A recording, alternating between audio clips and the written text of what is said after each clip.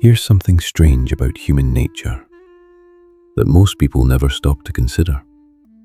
Some of the most emotionally intelligent people you will ever meet choose to spend most of their time alone.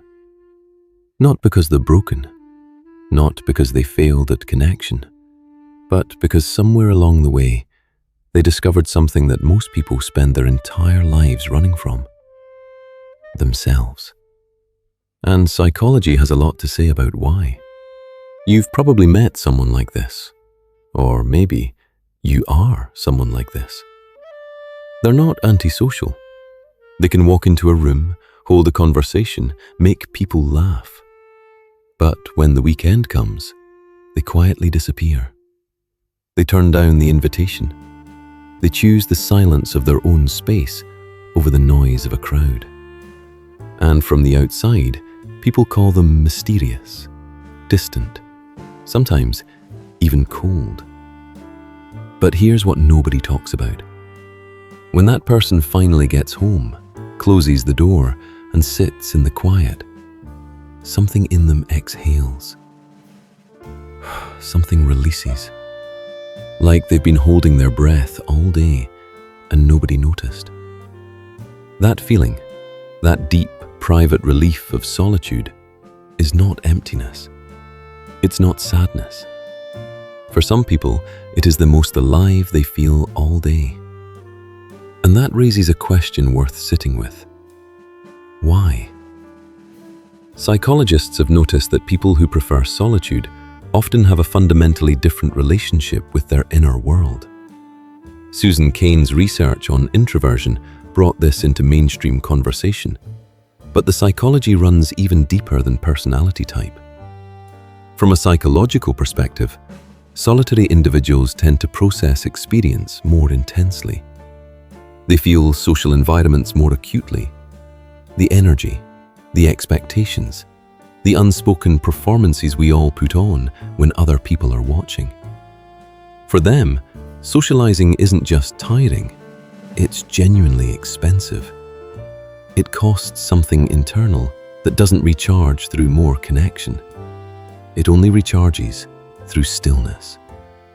Research suggests this has roots in how the nervous system responds to stimulation. Some people's brains are simply more reactive to external input. Noise, crowds, emotional demands. It all registers more deeply. Solitude, then, isn't withdrawal. It's calibration. It's the nervous system returning to its natural frequency. But there's another layer, and this one is harder to talk about. Many people who prefer being alone carry something they've rarely given a name to: a quiet sensitivity that made the world feel overwhelming early in life. Maybe they grew up in environments where emotions were loud and unpredictable. Maybe they learned that people were exhausting before they learned that people could be safe. Maybe they simply felt from a very young age that their inner world was richer and more reliable than anything outside of it. So they turned inward, and they built something there. A private landscape of thoughts, feelings, observations, and meaning. A place that was entirely their own. And the truth is, that inner world became home. The outside world became the visit. This isn't pathology. This is adaptation. This is a person learning to survive and eventually to thrive on their own terms. Here is what most people misunderstand about those who choose solitude.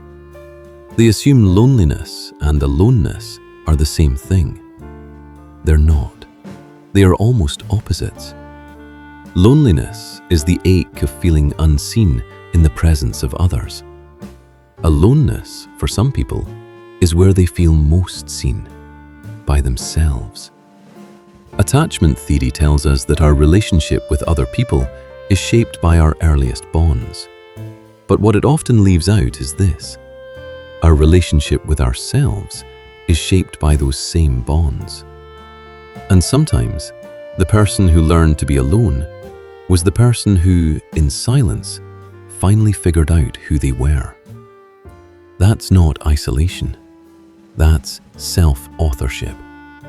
That's someone refusing to define themselves only through the reflection in other people's eyes. But here's the paradox, and it's a quiet one. The people who are most comfortable being alone are often some of the most deeply empathetic human beings you will ever encounter. They notice everything. They feel other people's emotions like weather systems moving through a room. They understand nuance, subtext, the thing behind the thing someone said. And that sensitivity, that same quality that makes them so perceptive, is often the very reason they need solitude. Not because they don't care about people, but because they care almost too much. Every interaction leaves a residue. Every conversation takes up space in the mind long after it ends. Being alone isn't about rejecting connection, it's about recovering from how deeply they experience it. The strange part is, some of the loneliest people in any room are surrounded by others, and some of the most at peace people in the world are sitting quietly by themselves. There's also something worth exploring about identity. Psychologists who study individuation, the process of becoming a fully realized self, have long observed that solitude is not just comfortable for certain people, it is necessary. It is where integration happens, where the contradictions inside us get examined rather than avoided, where we stop performing and start listening. In a culture that prizes constant productivity, constant connection, and constant visibility, choosing to be alone can feel like a quiet act of rebellion. Social conditioning tells us that more connection equals more worth, that a full calendar means a full life, that silence is something to be filled. But for people who genuinely prefer solitude, that noise is not life, it's interference. And learning to live outside of that conditioning, learning to trust that their way of being is not a flaw, is often one of the most difficult and most liberating journeys of their lives. Because the world doesn't make it easy to be someone who needs space. It pathologizes it. It asks you to explain yourself. It hands you a label and calls it a diagnosis. But what if it's just a different architecture of the soul? Have you ever noticed that some of your most honest moments happened when you were completely alone? When no one was watching, no one was expecting anything, and the only voice in the room was your own. Maybe you've experienced that particular clarity that only comes in solitude. The thought that arrives when the noise finally stops. The version of yourself that only shows up when there's no one to perform for. And maybe, just maybe, you've wondered if that version of you is the truest one. If any of this resonates with you, here is something worth carrying. Preferring solitude does not mean you are damaged. It does not mean you are incapable of love, of friendship, of deep human connection. It means your connection to yourself is strong enough to sustain you. And that is not a wound. That is a form of wholeness that many people spend decades trying to find. You are not too much. You are not too little. You are not broken for needing quiet. You are simply someone who has learned to hear themselves think. And in a world this loud, that is not a weakness. That is a rare and quietly powerful thing. In the end, the people who choose to be alone are not running away from life. They are running towards something most people never slow down enough to find: themselves, their depth, their peace. And perhaps the most profound truth psychology offers us here is this: knowing how to be alone, truly and peacefully alone, is not the absence of connection. It is its foundation. Because you cannot genuinely offer yourself to another person until you know who that self actually is. The solitude was never the story. It was where the story was being written.